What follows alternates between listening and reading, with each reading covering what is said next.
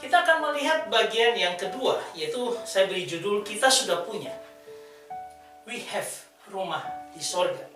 Coba kita lihat bagian yang pertama. Pertama Korintus ya, pasal 5 ayat yang pertama dikatakan, karena kami tahu bahwa jika kemah tempat kediaman kita di bumi ini dibongkar, Allah telah menyediakan satu tempat kediaman di sorga bagi kita.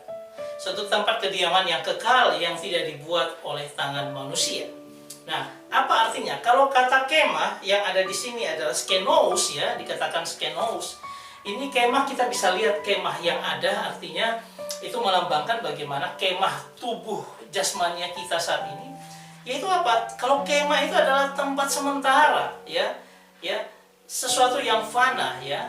Nah, dia juga ada gampang sekali diterpa angin pencobaan, sehingga ketika angin pencobaan, kalau hanya sebuah kemah, dia akan gampang digoncangkan oleh angin pencobaan tersebut ya.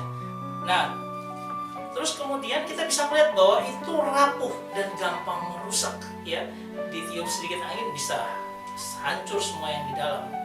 Dan kemudian dia juga emosi ya, yang dipermainkan dengan keadaan. Kalau susah akan susah sekali, kalau senang juga bisa ketawa.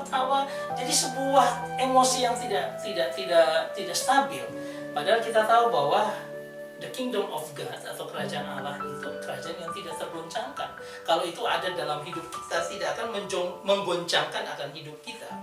Itu adalah gambaran tentang kemah, yaitu bahwa itu adalah tubuh jasmani kita dalam kondisi saat ini.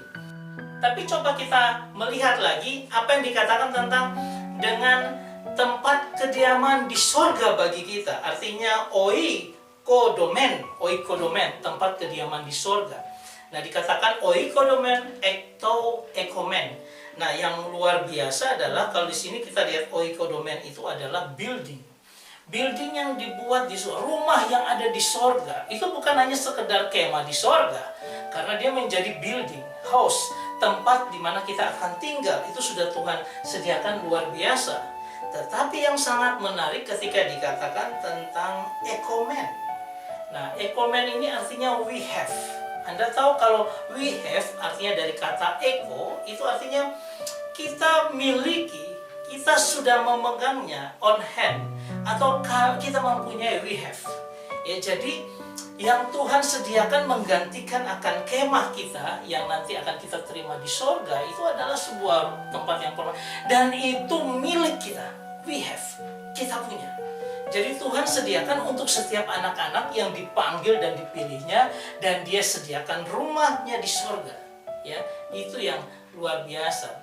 Ada sebuah kisah ketika penciptaan atau pembuatan dari lagu God Will Make a Way ya. Ini dikarang oleh seorang Don Moon ya. Ketika sedang dalam sebuah tournya, tiba-tiba dia mendapat telepon dan dia mendapat kabar tentang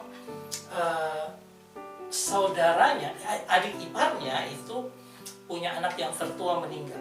Ini Craig dan Susan Phelps. Ketika mereka dalam perjalanan menuju Colorado, ya, tiba-tiba terjadi kecelakaan yang fatal. Ya, 4 orang anak itu terlempar keluar. Kemudian Craig dan Susan ini merangkak keluar dan melihat bahwa 4 orang anak itu ada satu yang meninggal, namanya Jeremy. Ya, dan menceritakan ini kepada Don Moon ya. Dan akhirnya apa? Don Moon lalu merenungkan dan dia bagaimana merasa sedihnya Craig and Susan ini, dan dia membuat lagu God Will Make a Way. Tuhan akan membuat jalan. Saudara, ketika banyak orang datang ya untuk bersama-sama mendoakan Craig dan Susan Phelps ini, kemudian mereka bersaksi. Banyak orang bertanya, anak teman-temannya Jeremy ini bertanya, Jeremy sekarang di mana? Nah, lalu ada kesaksian daripada keluarga yang percaya dengan sungguh-sungguh bahwa Jeremy bersama dengan Tuhan in heaven, di surga. Nah, cerita itu berkembang luar biasa. Anak-anak ini datang dan mereka juga bilang, kami persiapkan kami untuk bisa satu waktu kalau kami mati pun juga kami akan ke surga. Dan terjadi sebuah kebangunan rohani yang luar biasa melalui peristiwa ini. Banyak orang yang setelah itu menyatakan mereka dikuatkan dari kisah akan Craig and Susan Pelosi ini. Dan itu mau melambangkan bagaimana God will make a way. Tuhan akan membuat jalan keluar. Dia akan mengingatkan kita bahwa kita punya rumah di sorga. Jangan khawatir, kapanpun terjadi dan kita harus pulang, kita sudah punya rumah. Itu milik kita karena kita anak Tuhan, ya. Dan Tuhan Tuhan berjanji Dia menyediakan tempat bagi kita di sorga. Untuk itu jangan khawatir tentang apapun yang kita alami di dunia ini, bahwa Tuhan akan memberikan yang terbaik bagi kita di rumah Bapa di sorga. Saya berharap ini memberikan kita kekuatan bahwa saya punya jaminan bahwa saya punya tempat di surga.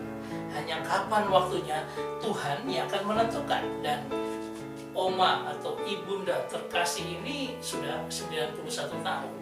Dan Tuhan bilang dia harus pulang ke rumahnya di surga. Tuhan memberkati kita semua.